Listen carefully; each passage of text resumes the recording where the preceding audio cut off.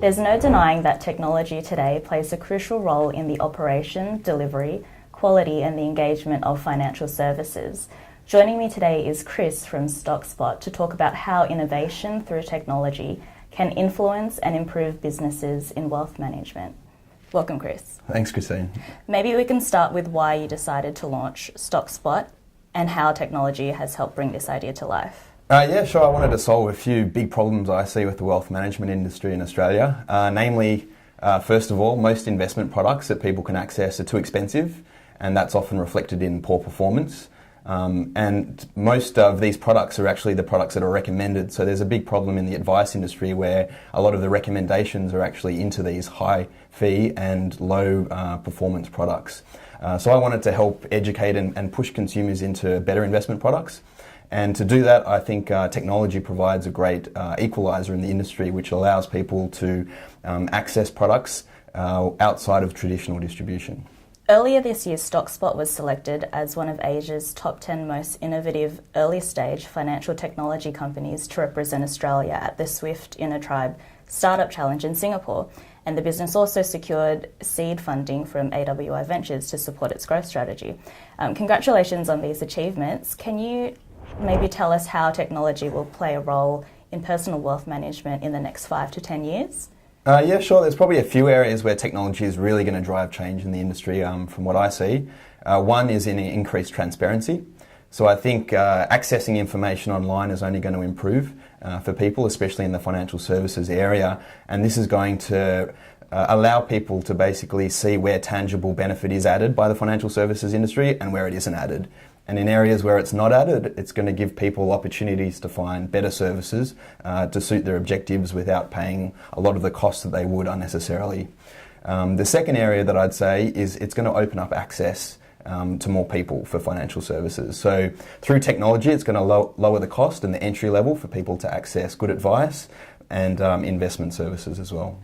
Great. And it seems like by the time a business or an institution has updated its technology, whether it be a system or platform, the rest of the world has already moved on to the next thing. So what are your thoughts on the pace at which the financial services industry is adopting technological change? I think overseas the change has been phenomenally fast over the last 4 or 5 years, especially in this personal finance and wealth management area. So there's plenty of examples of fantastic online businesses that have started in the US and the UK that basically empower people to make better investment decisions themselves and not necessarily need to go through the traditional financial advisors. Unfortunately, I think the pace of change in Australia has been a lot slower so far. A lot of that's to do with the dominance of distribution in Australia, so it's very difficult to access these sort of services and even set up these sort of businesses, and that was one of our challenges, actually setting up a business to challenge the institution. But I think over time, with technology, people will be enabled to access more products and services. Is cost the key barrier to the adoption of better, faster technology, or are there maybe other reasons for some of the hesitancy or indecision? For probably one of the first times in history, cost isn't one of the big barriers, or at least it's becoming less of a barrier. So with cloud computing comes the ability to really set up a fantastic business at a lot lower cost. And this has been one of the opportunities that I saw in setting up a financial service business, because 10 or 20 years ago, in order to develop the back end that you'd need to support a business, would have cost millions and millions of dollars, and it would be very difficult to actually launch a basic product for people, whereas now technology actually enables that product to be launched in at least a simple format for people. So I don't think cost is really the barrier. I just think there's a big reluctance in a lot of the incumbents to basically look at new business processes when they're all stuck on their old infrastructure and their old processes. What about the constant regulatory change occurring in the industry? Do you think the lack of stability caused by FOFA has stalled the adoption of technology? Ironically, I think if FOFA went through in its full form, it actually would have sped up a lot of the technology and a lot of the innovation that would have happened in the industry, because it basically would have shifted the focus in the direction of consumers' best interest. And I think that would have caused a lot of problems within the big organisations and ones that they could solve using technology. Unfortunately, I think a lot of the provisions that were unwound in FOFA will now slow a lot of the technology that could have happened. So because a lot of the larger organisations can now stick to the old processes that they were used to, they won't really need to innovate, or at least they probably won't innovate for a little while. Looking at exchange-traded funds now, they've clearly taken off in the Australian market and are expected to continue to grow strongly. But are there any new investments or channels that are potentially emerging as a rival to ETFs? ASX M Fund, for example? M Funds is just a great example of another way that consumers can access professional investment products outside of traditional distribution.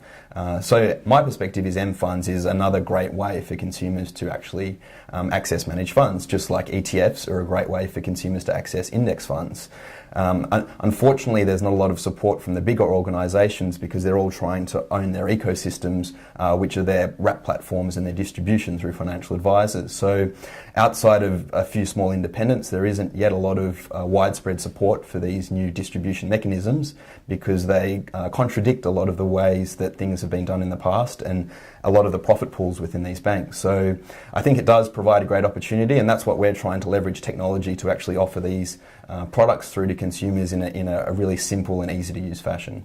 In light of their popularity, are investors searching for ways to compare ETFs, and how would you rate what's currently out in the marketplace? Well, not just ETFs, but I think generally investor education is something that's lacking a little bit in Australia, and there's plenty of opportunity to improve people's understanding of investing. Outside of traditional newsletters and stock tipping, newsletter type subscription services, I think generally people's understanding of investing is unfortunately a long way behind the rest of the world, and that probably is one of the reasons why most Australians still invest in active funds, for instance. So I think 94% of money invested in Australia is in active funds, even though all academic and empirical research shows that it's a zero-sum game and people are losing out. Whereas in Europe and the US, that's shifted a long way over the last 10 years, and now there's more like 20 or 25% invested in passive funds because people realise that for long-term wealth accumulation, that for most cases, it's a better solution for them. Generally, I'd say there's a big opportunity for improvement in investor education in Australia. So not only in comparative services, but just generally understanding the benefits and disadvantages of different types of investments. I'll give a good example of passive investment. So I think there's a big lack of understanding of the benefits for long-term wealth accumulation of passive investing.